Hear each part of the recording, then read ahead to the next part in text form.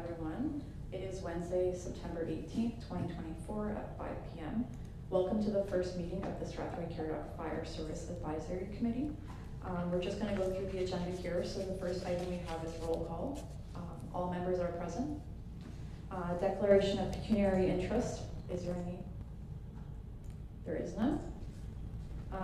Call to order approval of the agenda. Can I get a motion to approve the September 18th, 2024 Strathroy-Caradoc Fire Service Advisory Committee agenda as approved, as circulated?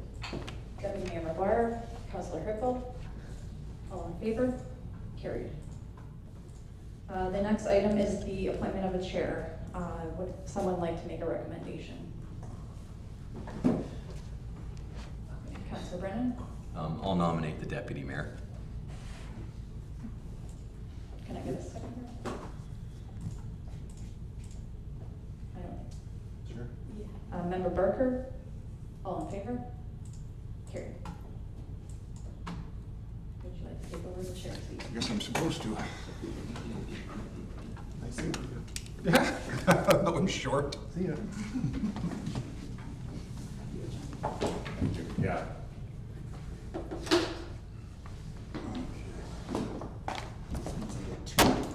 There we go.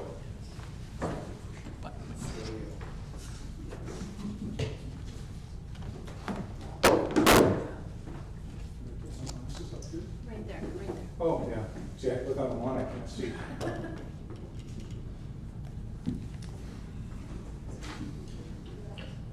Well, thank you, everybody. Welcome.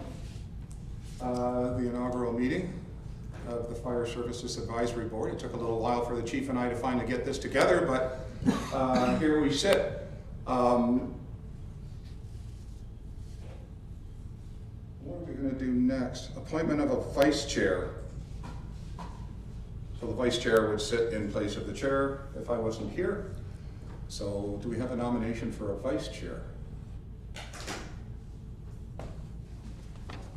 Sandy. I would like to nominate Jane, if she would accept that. She just kind of had a strange look on her face, but I would like to nominate. Would you stand for the nomination, Jane? Yes. You second it? I'll second. Thank you. All in favor of Jane as the vice chair? Passes.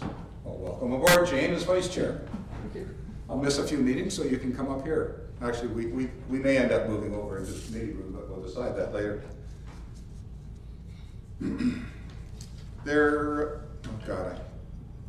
I hit the mics at the wrong time all the time, so this will be a constant battle for me. Item number 5 is a presentation. So the presentation is electronic if you're online, and otherwise I believe, Chief, it's in the binder so people could follow along. It's not in the binder, but it is on eScribe. It is on eScribe. Yes. So Jane probably doesn't have eScribe, but I'm sure it's appearing behind me. So are you going to lead us through that, Chief? Yes, I will. Very well. Can we first have a motion to receive the, what are we calling this, the presentation? We'll receive it. Sandy, seconded. The mayor, all in favor of receiving it? Thank you. And now we'll let you carry it away, thanks. Thank you, Mr. Chair. This is just a sort of a quick PowerPoint and a bit of a presentation regarding more of an orientation of the Strathroy-Caradoc Fire Department. Mostly what our legislative requirements are through the Ontario Fire Marshal's Office and various Ontario regulations, and also what it is that we do as a fire department. Can I have the first slide, Jen? So in particular, we're governed under the Fire Protection and Prevention Act. I mean, municipalities are governed under Section 2.1. And that basically states that every municipality will, at minimum, establish a fire prevention program, form of public education, and be able to deal with complaint request inspections as well. Now, it does give the ability for smaller municipalities to discharge those, or to rather have those duties discharged by the clerk. But obviously, in most cases, a community appoints a chief fire official and establishes a fire department. And that's the FPPA, the Fire Protection and Prevention Act. Next slide, Jen. Ontario Regulation 365.13 requires that fire safety assessments and inspections, if necessary, be undertaken and directed by the Ontario Fire Marshal. So that's every building which has a fire safety complaint lodged against it and is received by the municipality. And every building which a request for assistance to comply with the Ontario Fire Code is received. So that's where a chief fire official or a designation of the chief fire official or chief fire official designates their powers to a fire prevention division. Next slide, Jen. So another legislative requirement that's relatively new is OREG 364.13, and I say relatively new, it's probably 10 years old, is that every care and treatment, and sub-retirement homes that have different levels of care must be inspected. They submit a fire drill, and the fire drill is submitted to the fire department based on the part of that building that has the most non-ambulatory people. So the drill has to be conducted annually in that area. It has to be conducted with the minimum staffing level of these facilities. In most cases, that would be their overnight crew.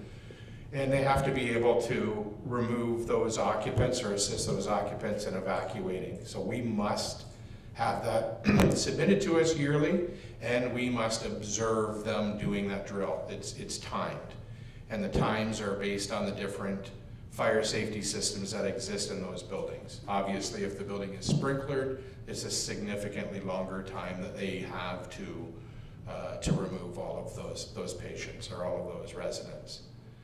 We also will have to do a fire safety inspection of the building, so that's where we look at that would be anywhere from egress areas, exits, doors, closing devices, storage areas, life safety systems such as fire alarms, sprinkler systems, pull stations, fire safety plans. So that's basically the information in that building that aids the fire department in finding where all of those systems and shutoffs exist, but also states who's responsible from the building to perform those things, which in most cases are monthly requirements.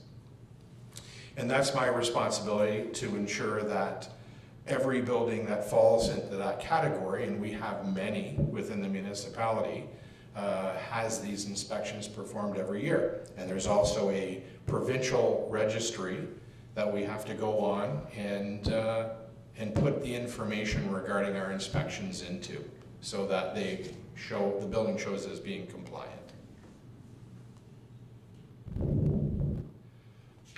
Further legislative responsibilities we have, and again, these are all contained under the FPPA.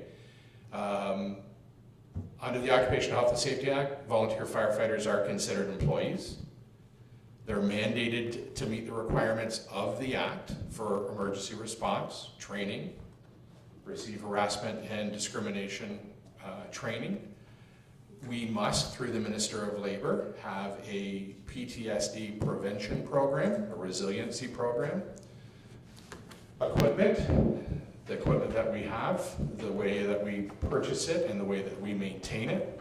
And the Occupational Health and Safety Act doesn't cover emergency services the same way it does a normal workplace. For instance, and I could be incorrect in this, but I believe it's section 27, talks about unfair or unsafe work conditions. Well, by nature of the job that we perform, often it's unsafe work conditions, and a firefighter doesn't have the ability to refuse work in an unsafe work condition. So instead we have section 21. The section 21 guidance notes really govern and bring about procedures and guidelines for fire departments. Firefighter training, again, a new one that the province of Ontario threw at every municipality in 2022. that every single firefighter, fire officers, fire prevention officers, chief officers must be certified to NFPA standards. NFPA stands for National Fire Protection Association, and those are North American standards. Those are US and Canadian both standards. And that came into effect as Ontario Regulation 34322, and it was enacted the 1st of July 2022. We must have complete compliance by July 1st of 2026 for all firefighters, fire officers, and fire prevention folks, and then all of our specialty rescue teams. So that would be what I would call hazardous materials, rope rescue, water rescue, things of that nature. All of those teams have to be completed and certified no later than July 1st of 2028. So there's one standard of training and certification for all fire personnel in the province of Ontario, and regardless of whether you are a full-time firefighter or fire officer or fire prevention officer with the City of London or Toronto, or with Strathroy-Caradoc, you're trained and certified to exactly the same level. Next slide, Jen. So sort of our core services, obviously fire suppression, so fire suppression or firefighting if you want to call it. We're fortunate here that we have achieved our Superior Water Shuttle accreditation, both for residential properties and for commercial industrial properties, because believe it or not, some of our industrial properties fall outside of what is deemed a hydranted area. Simply what this means is that based on our ability to carry water within our tankers and to draw that water with our pump devices, we are able to sustain within 5 minutes arriving on scene a minimum of 200 gallons of water per minute sustained for an hour, of which we are tested on every 5 years. Commercially, it's to be able to, again, maintain 400 gallons of water per minute for that 60-minute period for any commercial and industrial property. Being able to have this accreditation shows us to literally have the same standard as if we were to have hydrants in those locations. And that obviously, as you can be aware, greatly affects someone's insurance costs when we've met that. As a matter of fact, we have met over 600 gallons per minute, which is tied for the best in the province of Ontario. So we're very proud of that, and very proud of our people for achieving that. We do tiered medical responses, so that's code for life-threatening emergencies. We have a very narrow scope in the tiered response area. We only go, because I've heard this by other people, why would you go to a certain amount of these calls where you can't make a difference? We go to where we can make a difference with patient outcome and where early intervention is of utmost importance for patient recovery. So those are calls that are vital signs absent, VSA, you'll hear them referred to. Unconscious patient, which typically means they're in an altered state, life-threatening state. Delay of ambulance, of EMS being able to get there, or by request of ambulance that we attend. So that's what our tiered response agreement is. This council approved in May for us to be able to do it in Mount Bridges, the Station 2, and Strathroy Station 1. Previously, we only did it in Melbourne. And we have already seen some benefits of us doing it here. We've had saves. So very happy and very proud of our firefighters for this. We do specialized rescue. We do limited shore-based water and ice rescue. But we are working on greater amounts, obviously, as we have more flooding and high water conditions where currents involved. We'll be expanding that to look at fast water rescue as well. And auto extrication, we do everything from light to heavy auto extrication. Obviously, we cover 17 kilometers of the 402. as well as all of our own roads within the municipality that are high speed.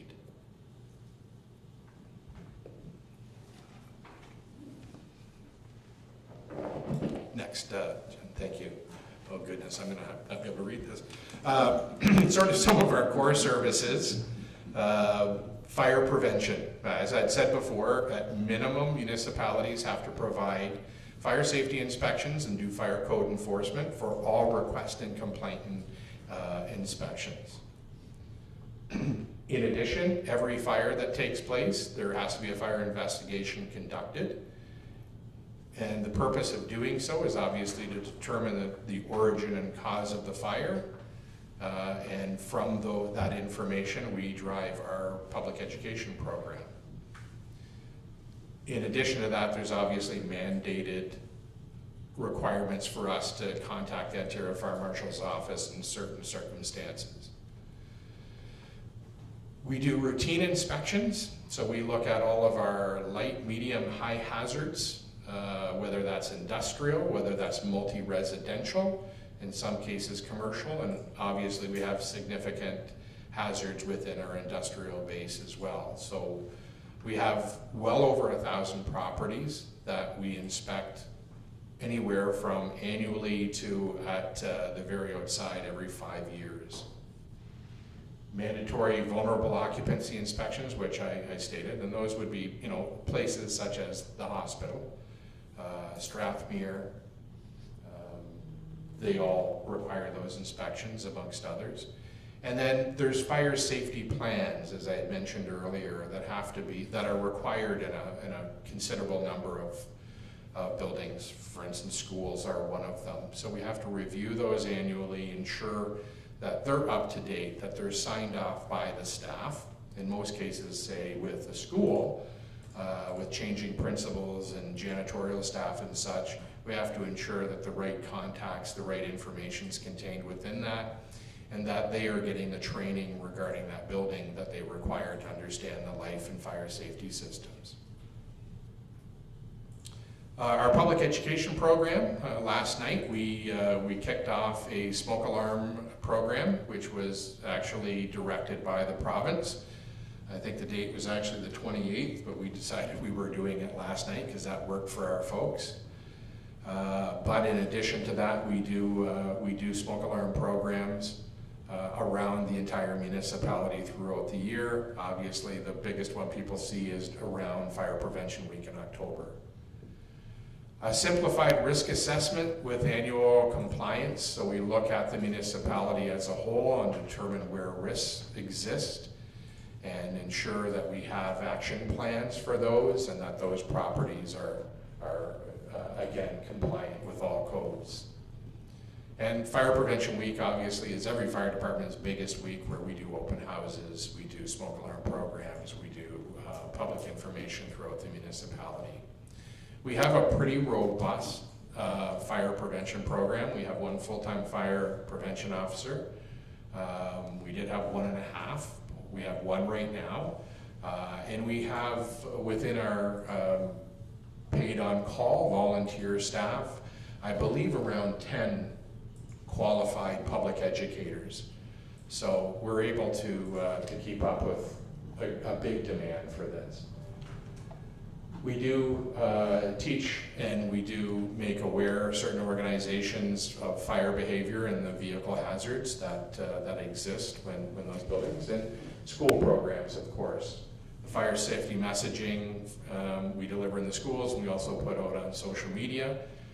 And the last point is that we are dispatched by the Strathroy-Caradoc Police, and the Strathroy-Caradoc Police dispatch all fire services within Middlesex County, with the exception of the City of London, of course. Next, Jen. This is our organizational chart, and it's certainly something that we will be looking at further as we go into meetings, whether or not we can modify it, change it,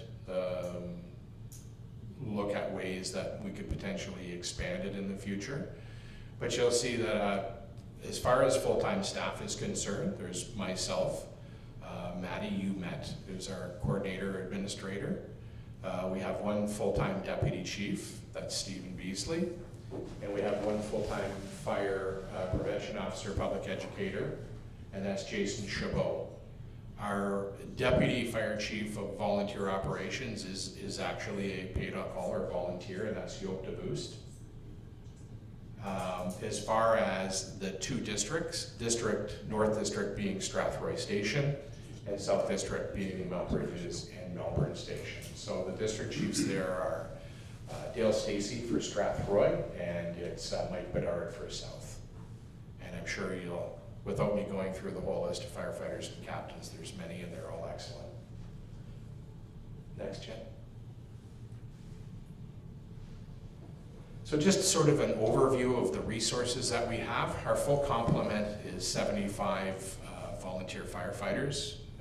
Again, the term we can call volunteer or paid on call. They're paid to train and they're paid when that pager goes off and they attend an incident until the incident is complete and the trucks are back in the hall and in service. So our full complement 75. We are down right now to 63. We're currently recruiting. It's an ever-ending issue now with the, well, two things I'm going to say. One is that our people are so well-trained and that they are so experienced due to the number of calls that we attend, they're grabbed by full-time fire services often. I actually think, and I could be corrected, but I think it's 7 that we have that are City of London full-time firefighters as well that were Strathroy-Caradoc firefighters first. 3 stations, obviously, Strathroy, where we're building the new one, Mount Bridges and Melbourne. Of those 3 stations, we run 3 engines. An engine is a pumper, often referred to as a pumper. We have 4 tankers. The purpose of the tankers is so that we can continue to achieve that Superior Tanker accreditation.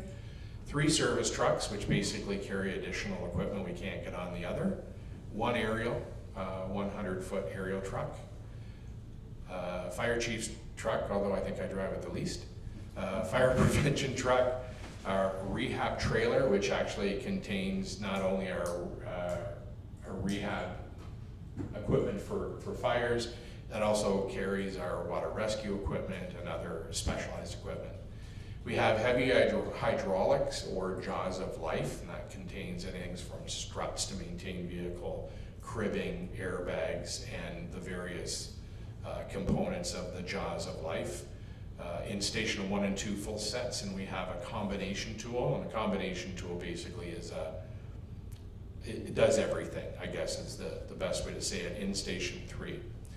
And I guess all the specialized equipment, water, ice, airbags, struts, engines, are contained on our technical support vehicle. Our additional beyond initial attack are there. Next, Jen. So for training, in addition to, so just to give you an idea, when we bring on the new recruits and when we bring on these folks, we're one of the founding members of the Elgin Middlesex Regional Training School, Regional Fire Training School, which is operated by the County of Elgin, but we are one of the founding members of it. So courses are run through them by way of the Ontario Fire Marshal's office. And that's where our recruits go, and they will be going there in January. And they will be doing essentially every other weekend, plus a significant home study and quiz portion online for 6 months, essentially, until they, after that, they will write 3 tests, and they will also be tested on certain components of what they taught. That could be, they could have to demonstrate knots, they could have to demonstrate venting a roof, they could have to demonstrate erecting a ladder, things like that. They also get selected and have to prove their proficiencies or what we call job performance requirements there. Obviously, after that's done, after their medical training's done, after we do the DZ driver training as well because of the license requirements for our trucks, now they're ready to be a firefighter and be a first-class firefighter. After that, we train twice a month.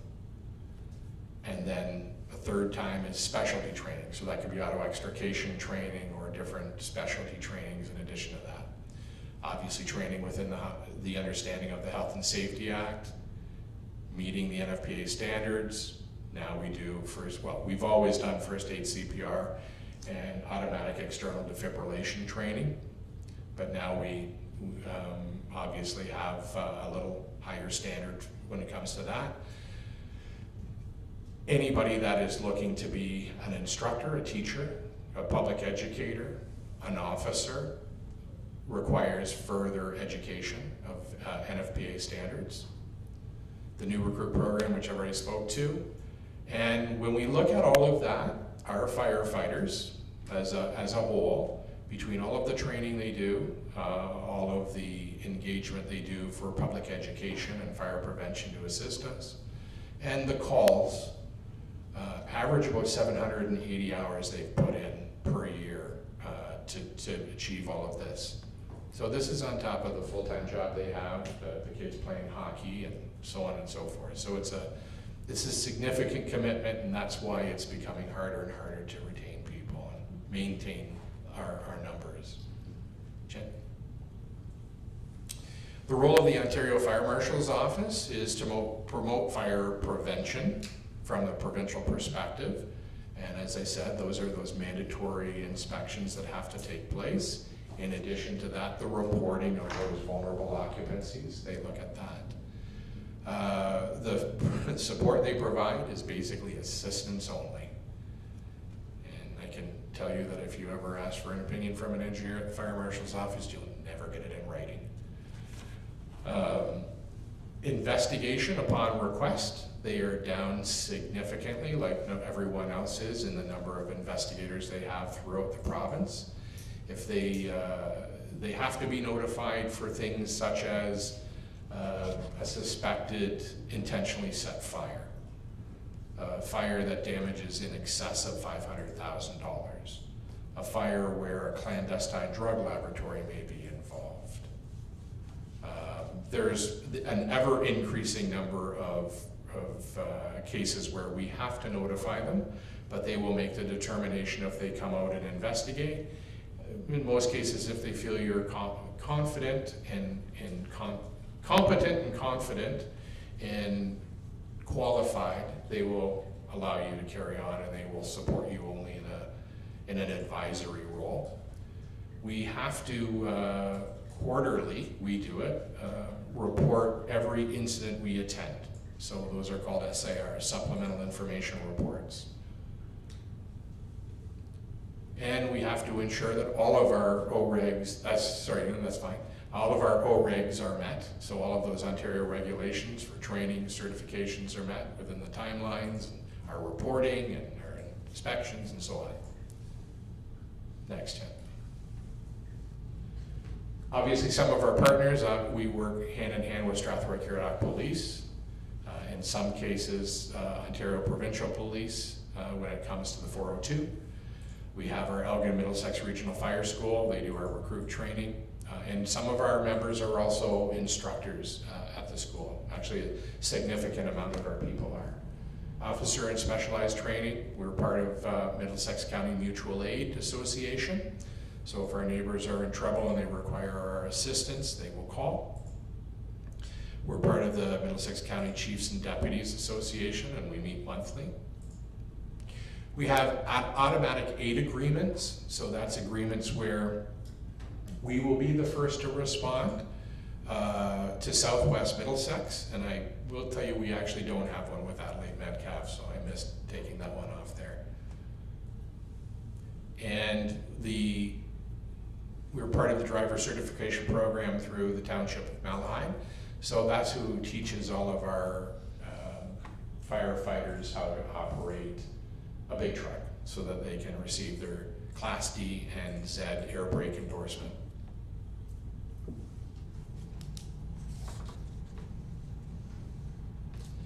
So these just sort of some of the projects that we were working on. We're continuing, we do have a new tanker, which is actually, we got into service last year, but as you can imagine, it takes time to bring it into full service and have everybody trained and proficient on it. We're constantly working on NFPA certifications of firefighters, officers, and our specialized team. I will brag a little bit here in that we are fully compliant already. Every one of our firefighters is certified to NFPA standards. We even have a little bit higher standard. We ensure that before you're a first-class firefighter, you have to take a pump operations course.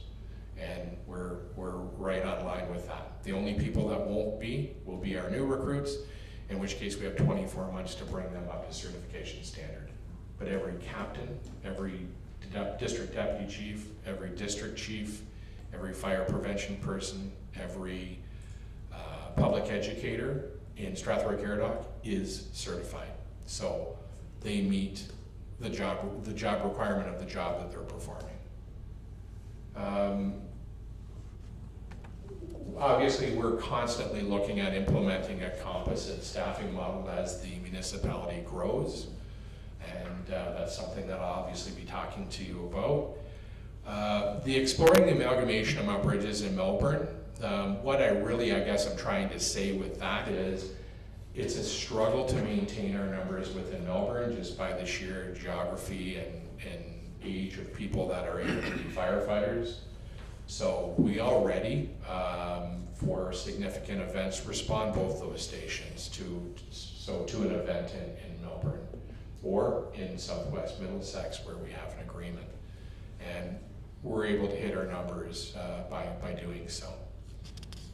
Obviously, we're continuing to implement the recommendations of the Master Fire Plan, and frankly, we're pretty close to having met that. Looking at, to a certain extent, putting some training online, although a lot of it already is, so that shift workers that can attend training regularly have an ability to do it. We've met the standard. Our simplified risk assessments, we're constantly reviewing that along with our emergency management plans. And one of the other things that we're doing is we're pre-planning, and when I say pre-planning, we go to every, or the firefighters, along with fire prevention staff, go to every risk property within the municipality, learn its layout, understand where gas shutoff, electrical shutoffs are, where potential trouble areas within the buildings are, or hazards exist. And they fill out the pre-planned template, and it's loaded onto the tablets that are in our 3 engines, so that they can access that when they're responding to that address, and they already have some prior knowledge of that building, and hopefully can mitigate anything that's happening there quicker and avoid any hazards. Next, Jen. And of course, that's ongoing. We haven't really completed that yet. That's going to be a while, because we can only do it so often, but we're looking at our highest hazards first. So just going to touch real quickly, and I'll go through this real fast, on our emergency management program. Because as fire chief, I'm also the community emergency management coordinator for the municipality. So that's obviously covered under the Emergency Management and Civil Protection Act, and it mandates that all municipalities shall establish an emergency management program. What that does is we identify, through hazard identification and risk assessment, where all of our hazards that exist within the municipality. We develop an emergency response plan to deal with those things. We do an annual training exercise with our municipal control group, and we do a mock exercise as well and work through what would happen. And that's done annually, and then we report, of course, that to the Chief of Emergency Management by way of filling the reports out on computer. Identifying critical infrastructure, we do that both ways. We do that through emergency management, but we're also doing that through our pre-planning areas as well. And the designation of community emergency management coordinator, as I mentioned, CEMC, falls upon myself, and the alternate is Chief Mark Campbell. And in May, because we don't do enough in October with fire prevention, that's our emergency management week, in which we promote things such as having a 72-hour kit at home to be able to survive with no utilities and no ability to go to a restaurant or go to a grocery store or corner store and such. Next, Jen. And again, through legislation, we must have a program committee, the CMC, Senior Municipal Official, which is the mayor and the CAO, and also made up of members appointed by council to that committee. Next, Jen. So, Emergency Management Ontario, it promotes, implements, develops, and maintains emergency management programs throughout the province of Ontario. They will assist and advise us and provide representation at emergencies if requested. So they could come in and assist us with working through an emergency, I guess. Next, Jen. So we have obviously emergency response plan that we review every year. Our committee meets annually as well, including doing the training. The last declared emergency within the municipality, which is the same as everyone, would have been COVID-19. Fortunately, we haven't had anything since then. And we are compliant as of 2023, and we will, by the end of this year, be again doing our training and our tabletop and submitting for 2024 compliance. Next, Jen. This is the big one. Why do we declare an emergency? So it's a situation or pending situation caused by the forces of nature, an accident, an intentional act, or otherwise that constitutes a danger of major proportions to life or property. By declaring that emergency, it actually protects the municipality because the province will step in and assume responsibility from there. It also gives us the ability to bring in volunteers from the community with different specialties to assist us with dealing with that, because now they're covered under WSIB and by the Ministry of Labor and such. It also gives us the ability to apply for federal assistance, financial assistance rather, from the feds and from the province. However, the municipality remains in control and we're responsible for the operation, the response, and the recovery of that incident. Next, Jen. So there's sort of just the idea. You have the incident, you have your incident command post. 911 in most cases is always going to be contacted for those big emergencies. Your community emergency operations center is brought up. That happens to be this council chambers is our community emergency operations center. And our backup center will be the new fire station when it's completed, the training room of the new fire station when it's completed. From there, obviously, we contact the Provincial Emergency Operations Center to notify them what we're dealing with, and then we can ask for ministry help or other governmental agencies. If we did something such as requiring the military to step in, that has to go up to the Premier, and I think the Premier then has to make requests from the Department of National Defense. And he may also, the Premier would give us the ability, if police were stretched thin, probably to activate the OPP to assist in that, I'm assuming. Next, Jen.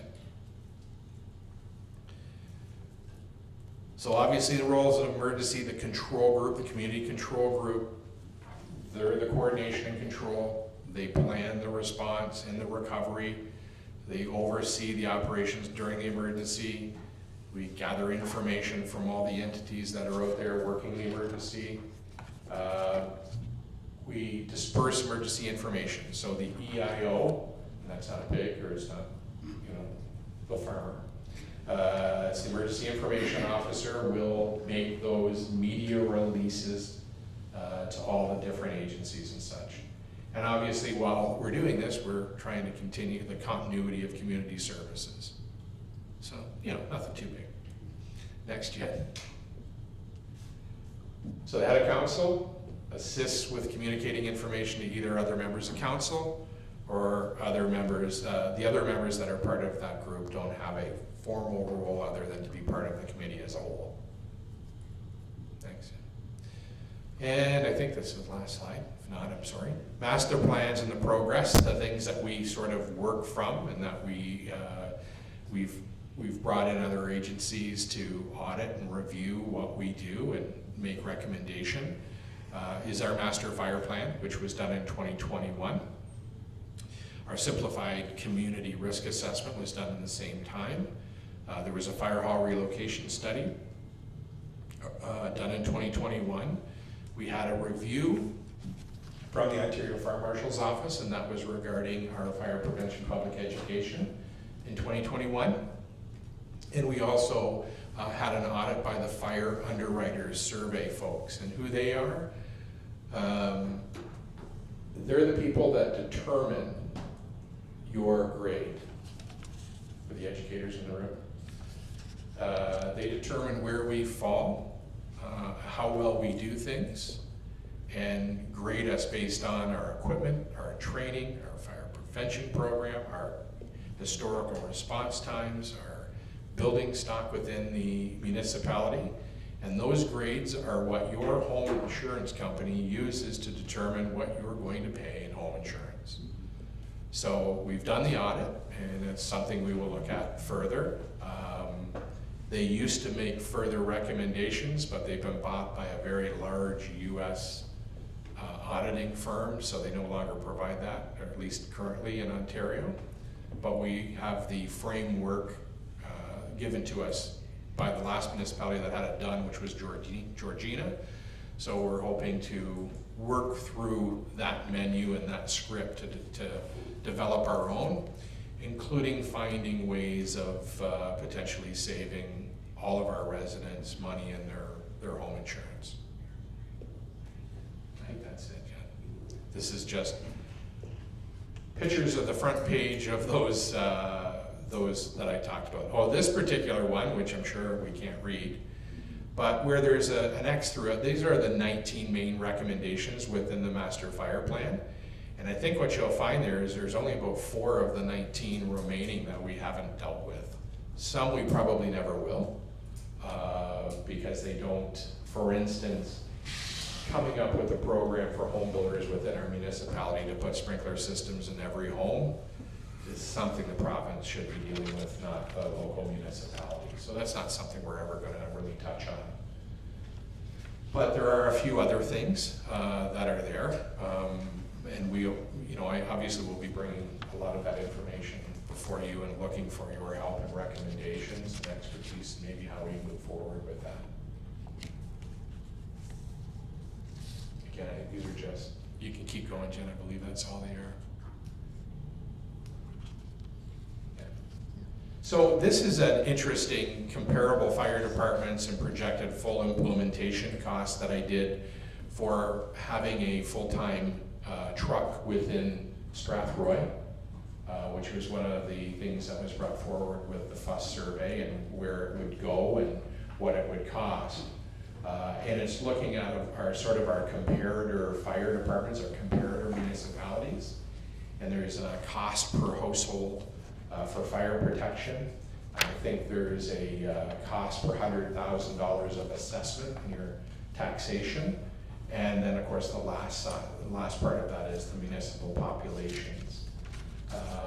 Some of the stuff at the bottom, we basically took the black line report that was done based on population growth within our municipality.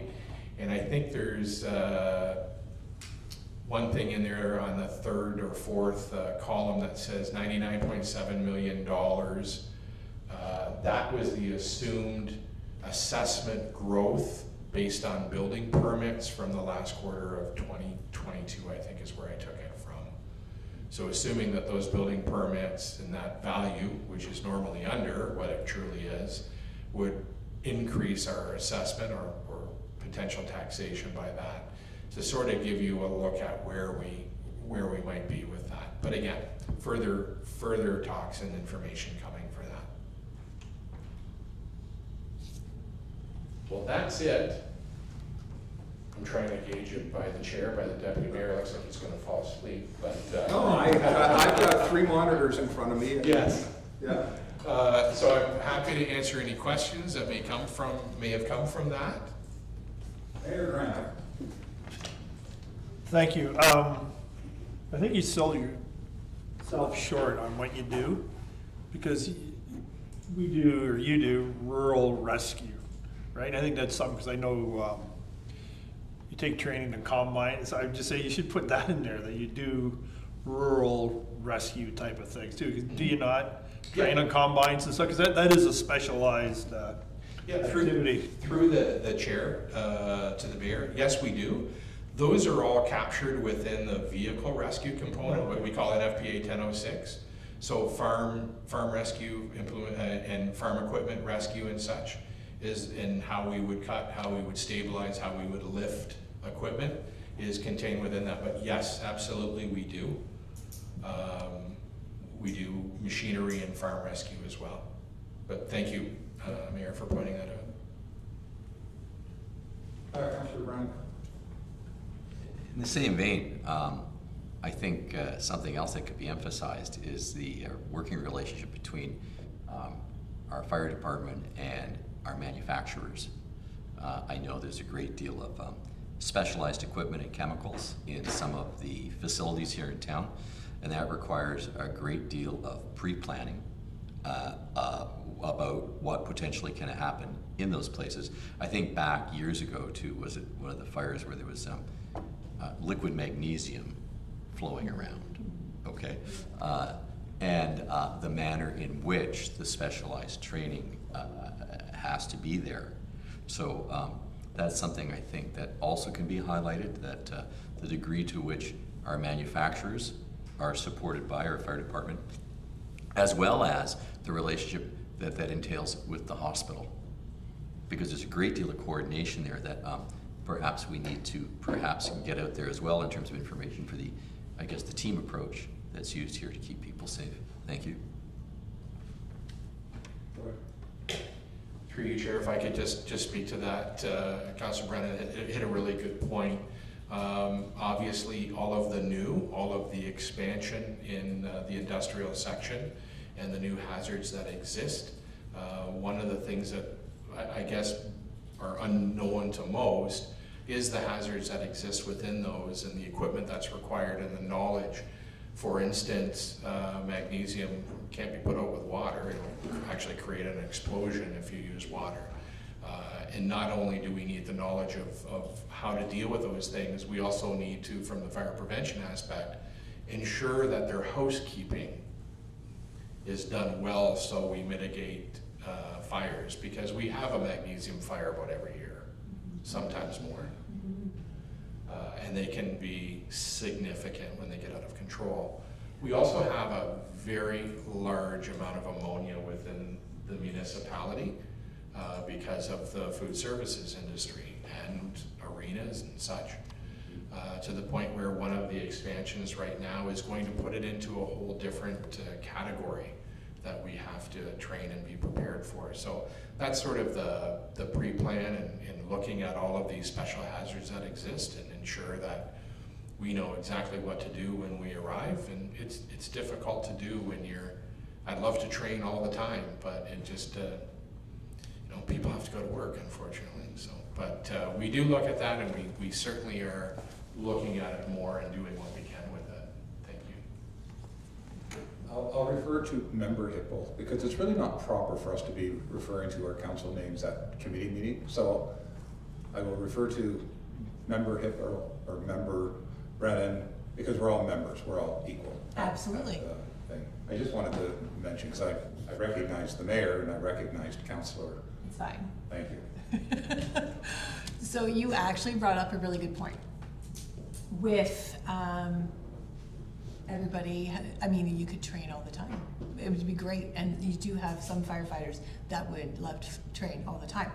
However, a lot of them have full-time jobs, some part-time jobs, but this brings the issue to, as we grow, do we have issues retaining firefighters that are able to hop on the truck at 10 in the morning, at 2 in the afternoon, because they're at work?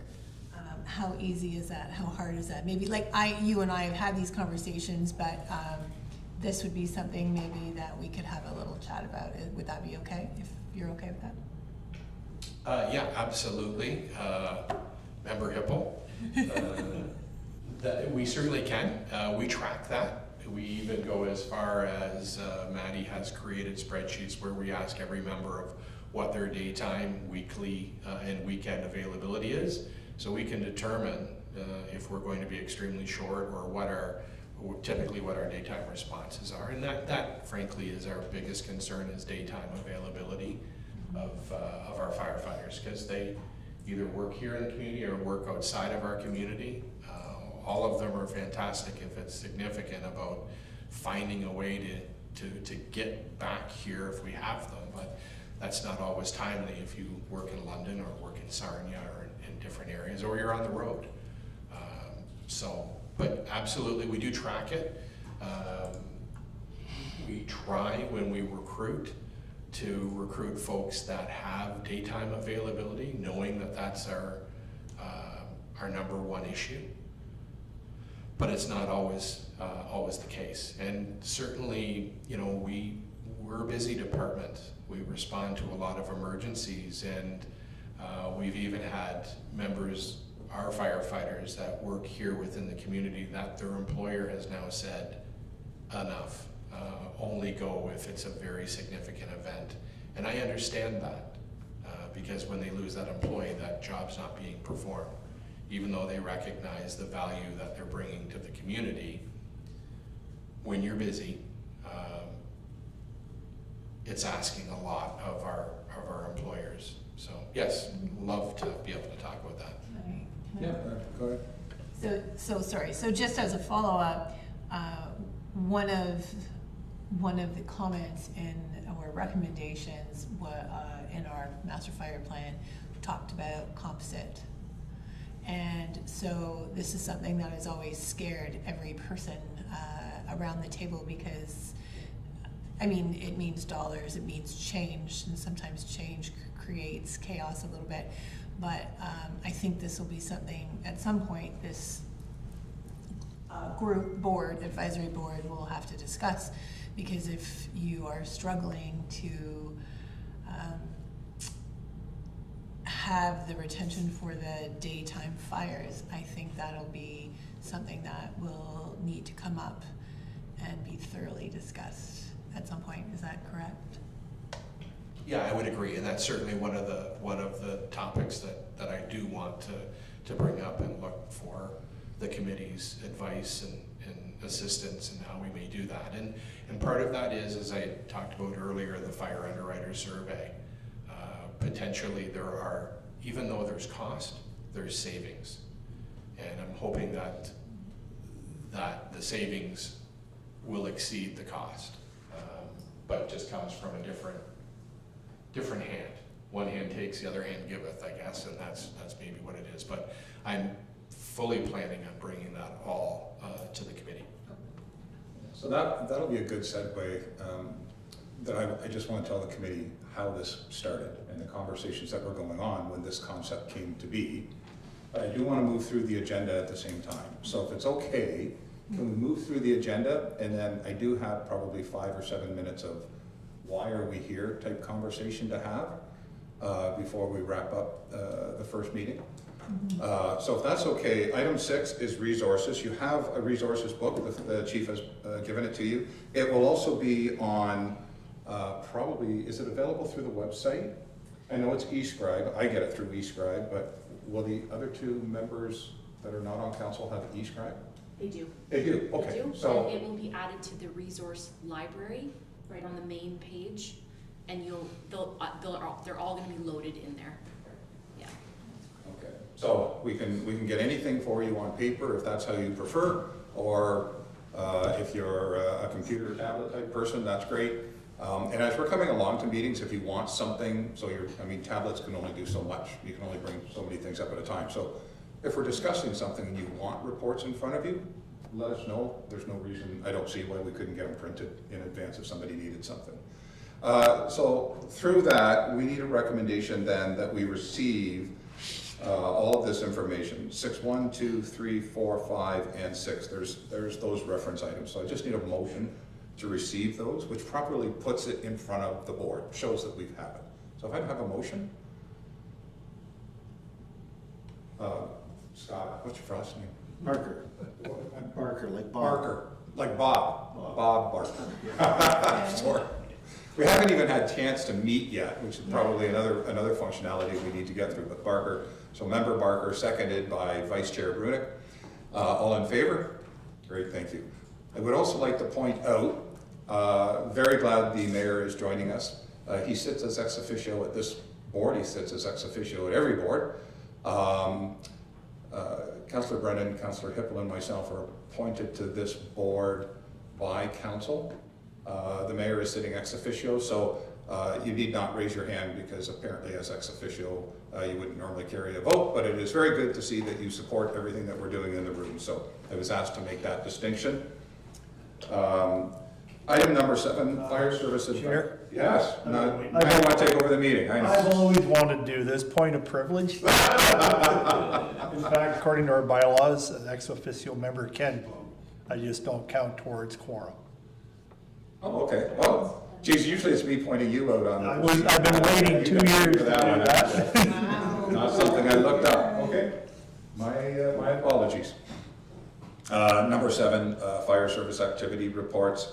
So this will be kind of a standing item. We're gonna see on a regular basis what the fire service is doing, just for the general knowledge, as to what's happening out there and the group that we're looking at. Before we get to the schedule of meetings at item number 8, I commented. So the fire chief and I have had a number of great conversations and drank a lot of coffee during the time because we come from the same world and suffer the same difficulties, and we just had some great discussions, and probably over the last year or 9 months. I can't even remember when it started, Chief, but we got into the conversation about the composite fire department. We got into the conversation about the insurance surveys and how that could be a cost savings.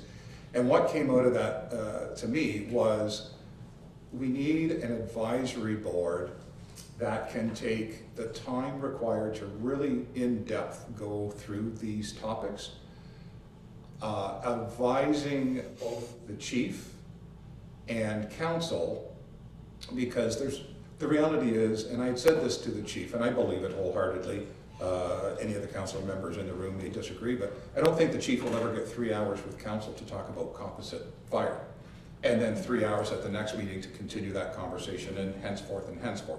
But he will get it with this board. And that's the benefit of local advisory boards. We don't really hold any power. We're not the police services board that holds very specific power under legislation. But we're an advisory board set up to provide recommendations. So the chief may ask us for our thoughts on something. He's asking us for a recommendation. It could be a long conversation. I'm sure some of these will be, Chief.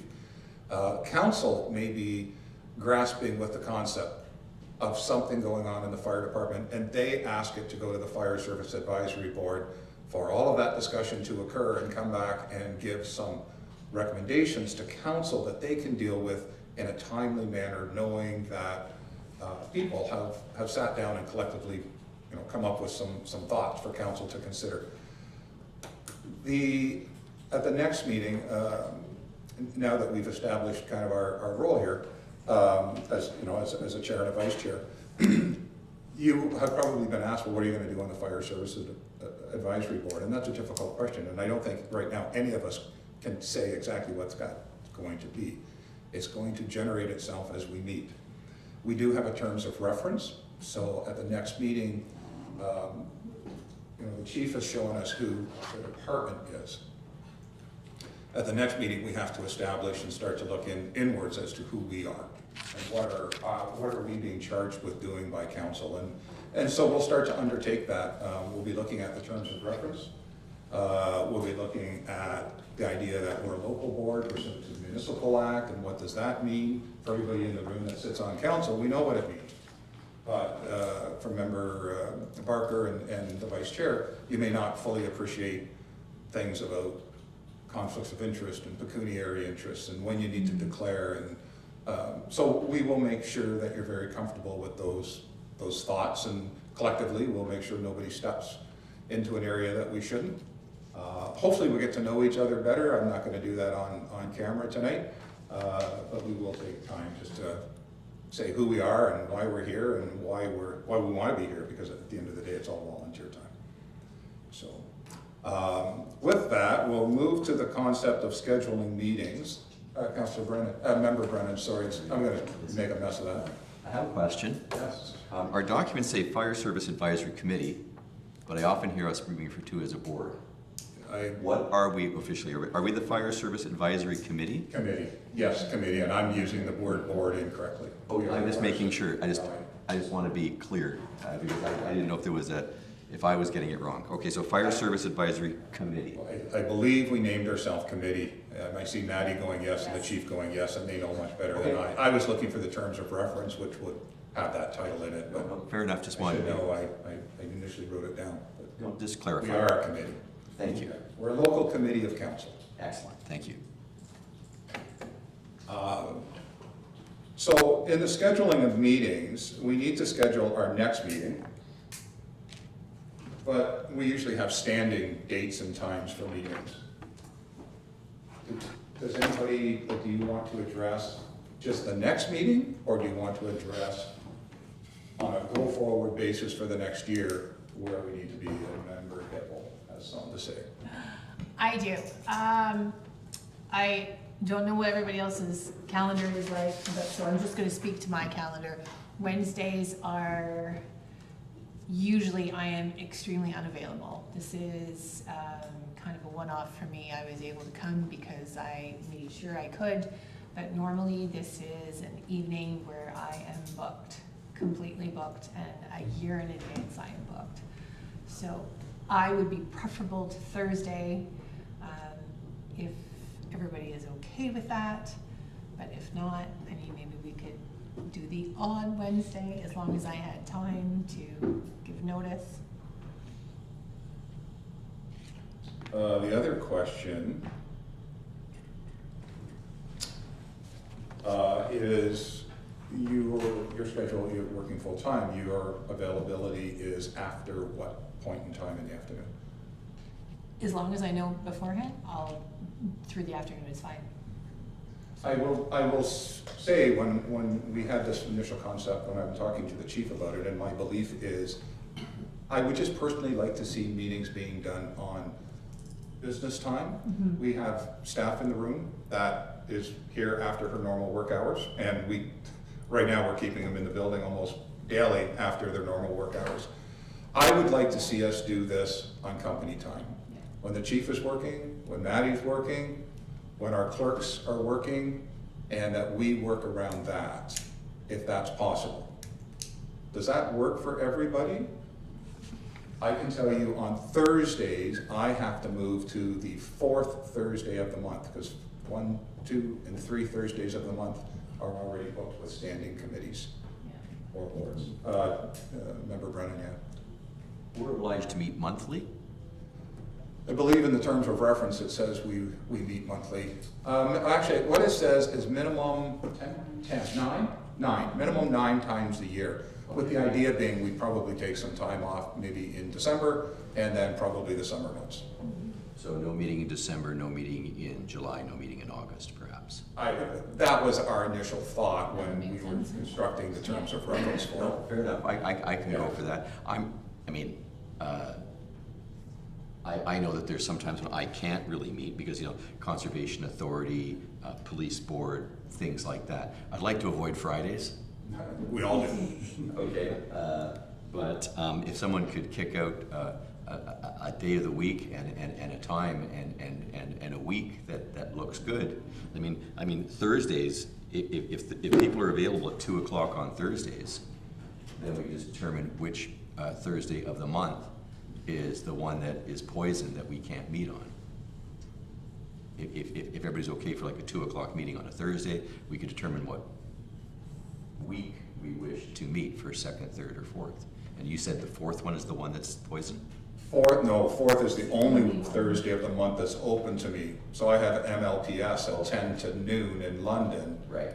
But I'd be back in town by 2. What's the 4th Thursday of the month at 2 p.m. look like for everybody? I'm okay with that, Chair. Are you okay? Yep. Doesn't work for me. but- It does not?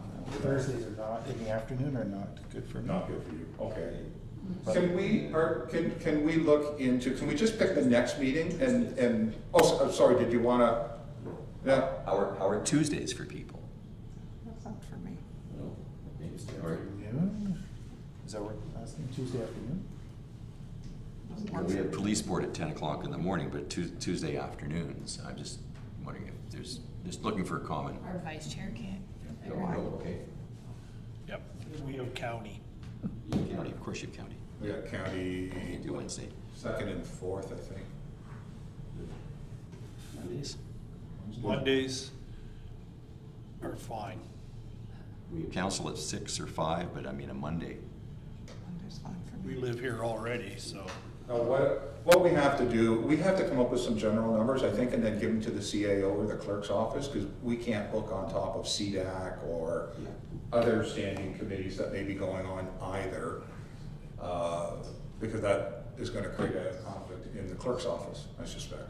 We could do Monday afternoons, We if that could. works, or if that worked. I mean, not that we really wanna be here all day, but at the end of the day, I mean, we're here anyways. Monday, October 21st. Or is that Thanksgiving? I don't know. 21 October, I'm booked all day. Yeah, I got meetings all day right up till 5 and then start 6 at council. Thanksgiving Day, October 28th, Monday, October 28th. same thing, 9 to 5 booked. I'm just, We may have to do this on a month-by-month basis until something We kind might have to. of starts to show itself. mhm. Is Tuesday the 29th October? of October? The vice chair, I can't come on Tuesday. Tuesdays are out? Okay, so we need to, Thursday morning's okay for you? Or how, can you do Thursday mornings, Sandy? Yes, I can do, Or is that? Yeah, I mean, I could, yes, as long as I knew well in advance that, yeah. So today is the, 18. what are we at, the 18th, wow. So we should be looking in a month's time if we're going to a Thursday, so we could look at the 17th, or, I have to skip the next week, the 17th or the 31st of October. Can we do the 31st? I mean, I know it's Halloween, but I'm not gonna make anyone dress up, so. I just think the 31st would be Do okay. they want you at school though that day for Halloween? Yeah. That works for me. Sorry, I cannot do the 31st. Okay, I can't do, 17th will work. I can't do the 17th, I've got. I'm in Nova Scotia, but you'll be doing it without me. Does the 31st work? Consensus? No, No, does not. not for me. Did the 17th work for you? I'm in Halifax. Unfortunately, or fortunately. Lobster. Tuesdays and Wednesdays are out. Do Wednesdays work for you if we do it during the day, Sandy? As long as we are out of here by 4 o'clock and I cannot stay later than 4. Oh, well, we could do What it. time can you start Absolutely on? not. What, like, can you, I run a meeting, like, if we say 2 to 4, we're As out long as at you 4. stick to 4 o'clock, I don't I'm run good to late. go. 2 to 4 or 1 to 4? Yeah, something like that. I don't think we need 2 hour, or more than 2 hour meetings right now. Yeah, that's fine. So how about on a Wednesday, the 16th. 16th? Perfect. I'm good. October? Yeah, I won't be here. You're good? Wow, how'd we do that? That's okay. Scott, are you good on Wednesday, the 16th? Everybody's good? And what time do you want to start? I'm out of province. Oh, you're out of the province? Yeah. Oh, shoot. But- What? Well, you can meet without me. I Yeah, won't we be can. in it. Well, you're gonna know most of it anyways, because we're gonna be going Sure, through but- municipal act, local boards, terms of reference, Absolutely. all the stuff you're already aware of, Okay. yeah. So Wednesday, the 16th, what time would you like to start? 1 or 2? What's easier for you, because you've been on the meeting? No, 1 or 2 is fine. Well, let's I go don't at care. 1 o'clock. Doesn't matter. Then we're not crunching you for time. Yeah, if you have to go. So that will be Wednesday, the 16th of October at 1 o'clock.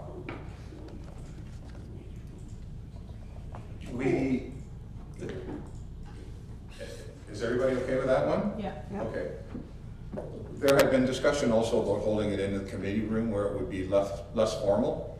It doesn't need to be as formal as council necessarily. We're open to the public. The public can come and hear what we have to say.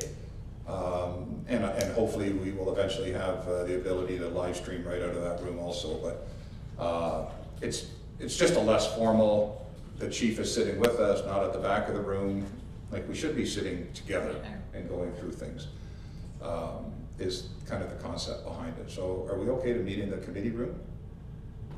Yes. Next door. Yeah. Across the hall. Now, Across the hall. Madam Clerk, can you check that through the clerk's office? I mean, you can advise us later if you want, make sure that we're not. Yeah, and the thing that I would suggest is to nail down a time so we can book the room like endlessly, because we do get a lot of daytime Yeah. usage, so I would hate to come and then it's not available for when you want. Well, so that is the third Wednesday at 1. Let's start there, and we are our own board, we can maneuver times as we need to. But we'll start there. Third Wednesday at 1. That's Committee, sorry. Trying to I don't wanna call do it that a- subtly, just. Yeah, oh, okay, just speak up. That was good. John did it too. Okay, so we have the next one set, and we'll kind of pick that as a going forward time slot, and if we need to change, we'll change, no problem. So I need a motion on that the next meeting of the committee will be Wednesday, the 16th of October, in the committee room at 1 p.m. And furthermore, that this board will meet the third Wednesday of every month, save and except the third meeting of every month, the third Wednesday of every month at 1 p.m. in the committee room, except in December, July, and August, unless otherwise called by the chair. Kind of an all-encompassing motion. Member Brennan, do you want to? I can move that if you like. Yeah, please, let's just throw it up on the I'll floor. move that because you're the chair, so I'll move the motion. Okay, thank you. And seconded, great. Any discussion on that? No? All in favor of that? Great, thank you. Then you wanted to speak? Yeah, sure. Yeah, I was going to give notice that I'll be absent October. Okay, so you're I'll sending be absent regrets. with notice October 16th. Thank you, so we will note that we regret already. Is there anything else people want to discuss, ask questions of before we adjourn for the first meeting? Councilor Member Brennan. I don't know how clearly we've defined our purpose. I know that there might be public expectations that are raised by the existence of this committee. And so at some point, I would like to take a look at things such as our multi-year budgeting process at council, and how that will maybe interlock with some of the things we're going to be discussing here, and our strategic plan for the our community that we just completed, and its impact on capital planning.